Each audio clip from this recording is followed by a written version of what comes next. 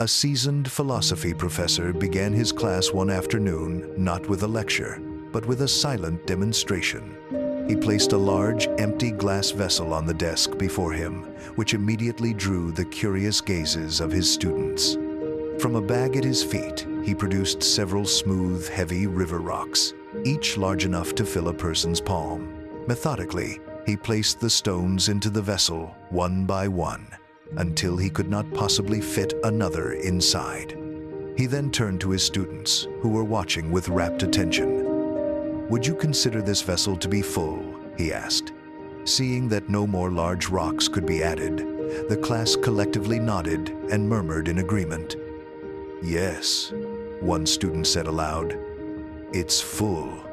With a knowing smile, the professor reached into another bag and brought out a container of small gravel.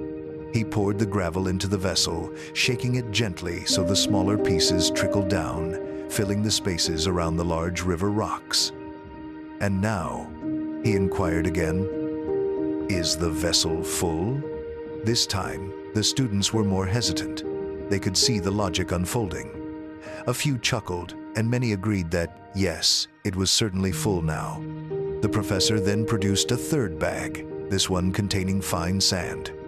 As he poured it into the vessel, the tiny grains flowed into the minuscule crevices left between the rocks and the gravel. Once the sand had settled, he looked at his class for a third time. What about now? A knowing silence filled the room. No one dared to answer. Finally, the professor took a pitcher of water and poured it into the vessel, saturating the sand and filling the container to the very brim. "Now," he declared, "it is truly full." He then posed the real question. "This demonstration has a point beyond filling a jar. What does it represent?" "This vessel," he explained, "is your life. The large river rocks are the foundational, non-negotiable elements of your existence. Your health, your family, your core passions, and your deepest relationships. These are the things that, if everything else was lost, would still leave your life feeling meaningful and complete." He gestured to the gravel. "These are the other important things that give your life structure: your career, your home, your education, your car. They matter, but they are secondary to the rocks. And the sand," he continued, "represents all the small stuff, the daily chores, the mindless scrolling, the trivial arguments, and the minor distractions that consume our time and energy." The professor's core message became clear. "If you pour the sand in first," he stated, "there will be no room for the gravel, and certainly none for the big rocks. The same is true for your life. If you spend all your time and energy on the small, insignificant details, you will have no capacity left for the things that grant your life true meaning and joy.